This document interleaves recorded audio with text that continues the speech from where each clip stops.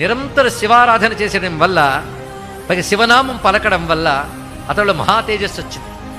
అందుకే గ్రహదోషంబులు దుర్నిమిత్తములు నీ కళ్యాణ నామంబు ప్రత్యహమున్ పేర్కొను ఉత్తమోత్తముల బాధింపగా నోపునే దహనున్ కప్పగజాలునే శలభ సంతానంబు నీ సేవ చేసి హతక్లేశులు కారుగాక జనముల్ శ్రీకాళహస్తీశ్వర అంటారు దుర్జటి మహాకవి. దీని అర్థం ఏంటంటే, గ్రహదోషాలు అలాగే ఏవో దౌర్భాగ్యాలు అని ఏడవడం కాదయ్యా. నిత్యం ఎవడి శివారాధన చేస్తాడో వాడి గ్రహదోషాలు ఏమీ చెయ్యలేవు, దుర్నిమిత్తాలు ఏమీ చెయ్యలేవు. కర్మ కొద్దీ అవి చెయ్యడానికి వచ్చినా ఏమవుతాయి అంటే, అగ్ని వైపు వెళ్ళిన మిడతలు ఎలా దగ్ధమైపోతాయో శివారాధకుడిని బాధించడానికి వచ్చినటువంటి గ్రహములు కూడా ఆ విధంగా భస్మవుతాయి తప్ప వాడిని బాధించలేవు అని దుర్జటి మహాకవి చెప్పారండి. అంతే కదా, అలాంటి వాడి మీద ప్రతికూలాలు ప్రయోగించిన అనుకూలంగా మార్చేస్తాడు శివుడు.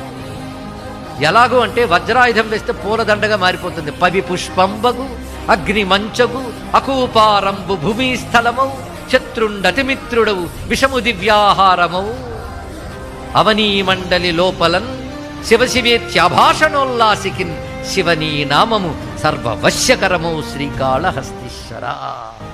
ఇందాక పంచభూతాల్లో శివుడే ఉన్నాడు అని చెప్పినప్పుడు ఆ శివశివ అంటే పంచభూతాల నుంచి శివుడే రక్షిస్తాడు.